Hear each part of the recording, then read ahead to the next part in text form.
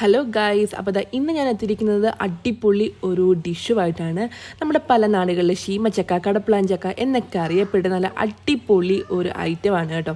ഈ ഒരു ഐറ്റം ശരിക്കും പറഞ്ഞാൽ നമുക്ക് തീയലായിട്ടും അല്ലെങ്കിൽ മസാലക്കറിയൊക്കെ ആയിട്ട് വെക്കാം. ഞാൻ ഇന്ന് അടിപൊളി ഒരു തീയലാണ് കേട്ടോ വെക്കുന്നത്.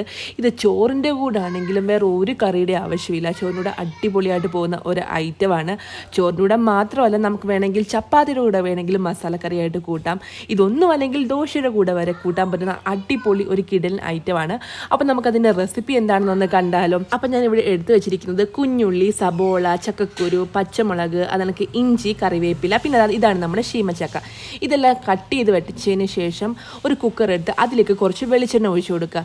ശരിക്കും പറഞ്ഞാൽ ഈ ഒരു കറിക്കെന്ന് പറയുന്നത് വെളിച്ചെണ്ണ ആയിരിക്കും ടേസ്റ്റ്. ഓയിൽ ഉപയോഗിച്ചാൽ അത്രയ്ക്ക് ടേസ്റ്റ് വരില്ല. പിന്നെ നിങ്ങളുടെ ഇഷ്ടത്തിനനുസരിച്ച് ഓയിലോ അല്ലെങ്കിൽ വെളിച്ചെണ്ണ ആഡ് ചെയ്യുക. ഹസ്ബൻഡ് ബാംഗ്ലൂരിൽ ജനിച്ച് വളർന്ന ആളായതുകൊണ്ട് ആൾക്ക് വെളിച്ചെണ്ണയുടെ ടേസ്റ്റ് അത്രയ്ക്ക് ഇഷ്ടപ്പെടില്ല. പക്ഷെ ഞാൻ ഈ ഒരു കറിക്കൊക്കെ പൊതുവേ യൂസ് ചെയ്യാറുള്ളത് വെളിച്ചെണ്ണയാണ് കേട്ടോ. എന്നാലും നമുക്ക് ആ ഒരു കറക്റ്റ് ടേസ്റ്റ് കിട്ടുകയുള്ളൂ.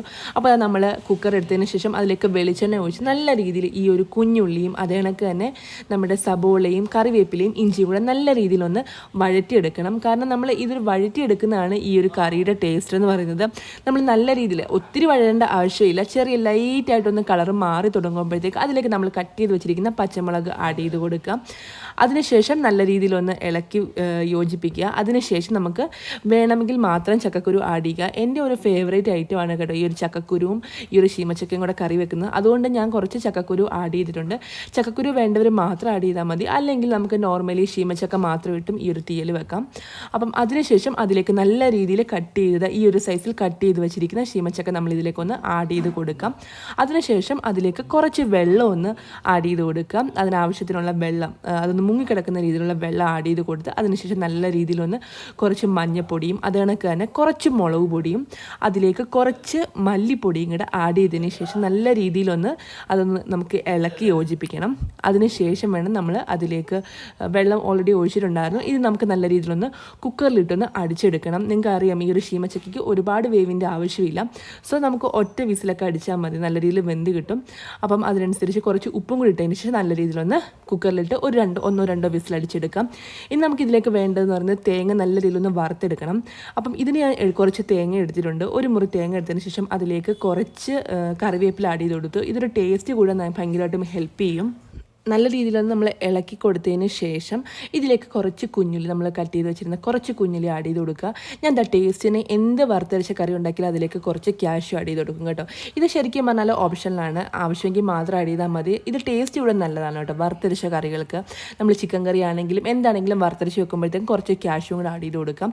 അതിനുശേഷം നമ്മൾ കുറച്ച് പെരിഞ്ചീരകം, 2 പട്ട, അതേപോലെ തന്നെ കുരുമുളക് ഇതും കൂടി ഇട്ട് നല്ല രീതിയിൽ ഒന്ന് ഫ്രൈ ചെയ്തെടുക്കണം. പിന്നെ ഒരു ടിപ്പും കൂടെ പറഞ്ഞുതരാം. നമ്മൾ ഈ വറക്കുന്നതിന് മുമ്പ് മിക്സിയിലിട്ട് തേങ്ങയെന്ന് ജസ്റ്റ് ഒന്ന് കറക്കി എടുക്കുകയാണെങ്കിൽ ഇതാ കണ്ടില്ലേ, കുറച്ച് തേങ്ങ ഇങ്ങനെ വെളുത്ത് കിടപ്പുണ്ട്, കുറച്ചൊക്കെ ഫ്രൈ ആയിട്ട് കിട്ടി. ഇങ്ങനെ നമുക്ക് ഒഴിവാക്കാൻ സാധിക്കും കേട്ടോ. നമ്മളൊന്ന് ജസ്റ്റ് ഒന്ന് പൾസിലിട്ട് നമ്മളൊന്ന് അടിച്ചെടുത്തതിന് ശേഷം വറക്കുകയാണെങ്കിൽ എല്ലാം ഒരേ കണക്ക് നമുക്ക് വറുത്ത് കിട്ടും. എനിക്കിന്ന് ടൈമില്ലായിരുന്നു, അതുകൊണ്ട് തന്നെ ഞാൻ പെട്ടെന്ന് വറക്കാൻ ഇടുമായിരുന്നു കേട്ടോ. എന്താണെങ്കിലും അതിനുശേഷം നമ്മൾ നല്ല രീതിയിലൊന്ന് അരച്ചെടുക്കുക. അരച്ചെടുക്കുമ്പോൾ ശ്രദ്ധിക്കേണ്ട കാര്യം, നമ്മൾ വെള്ളം ചേർക്കാതെ ഇതുപോലെ അടിച്ചെടുക്കുകയാണെങ്കിൽ ആ ഒരു തേങ്ങയിൽ നിന്നുള്ള എണ്ണ ഊറി വരുന്ന രീതിയിൽ നമ്മൾ വെള്ളം ചേർക്കാതെ അരച്ചെടുത്താൽ തീയിൽ നല്ല ടേസ്റ്റ് ആയിരിക്കും കേട്ടോ. എണ്ണയൊക്കെ തെളിഞ്ഞു വരും. അതിനുശേഷം നമ്മൾ വേവിക്കാൻ വെച്ച ഐറ്റംസ് എല്ലാം നല്ല വെന്ത് സെറ്റായിട്ടുണ്ട്. ഇനി നമ്മളൊരു ചട്ടി എടുത്ത് അതിലേക്ക് കുറച്ച് വെളിച്ചെണ്ണ ഒഴിച്ച് അതിലേക്ക് കടുകൊക്കെ ഇട്ടതിന് ശേഷം കറിവേപ്പിലയും വേണമെങ്കിൽ വറ്റൽമുളകൊക്കെ ഇട്ടതിന് ശേഷം നല്ല രീതിയിലൊന്ന് ഇളക്കി കൊടുക്കുക. അതിലേക്ക് നമ്മൾ വേവിച്ച് വെച്ച് നമ്മുടെ ശീമച്ചക്കയും ചക്കക്കുരുടെയും എല്ലാം കൂടെ ആഡ് ചെയ്ത് നല്ല രീതിയിലൊന്ന് ഇളക്കി കൊടുക്കുക. അതിലേക്ക് നമ്മളിതാ വറുത്തരച്ച് വെച്ചിരിക്കുന്ന നമ്മുടെ ആ ഒരു മിക്സ് ഒന്ന് ആഡ് ചെയ്ത് കൊടുക്കുക. അതിനുശേഷം നല്ല രീതിയിലൊന്ന് ഇളക്കി യോജിപ്പിക്കുക. ഇത്രയേ ഉള്ളൂ കാര്യം.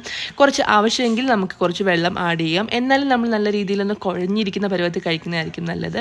ഈ ഒരു ഐറ്റം നല്ല കിടിലനൊരു ഐറ്റമാണ്. നമ്മുടെ ചോറിൻ്റെ കൂടെ ആണെങ്കിലും ഞാൻ പറഞ്ഞല്ലോ, ചപ്പാത്തിയുടെ കൂടെയും ദോശയുടെ കൂടെയൊക്കെ കഴിക്കാൻ പറ്റുന്ന അടിപൊളി ഒരു ഐറ്റമാണ്. ഇതായിരിക്കും ഇതിൻ്റെ കൺസിസ്റ്റൻസി. അപ്പോൾ എല്ലാവരും ട്രൈ ചെയ്ത് നോക്കുക. അപ്പം എല്ലാവർക്കും ബൈ.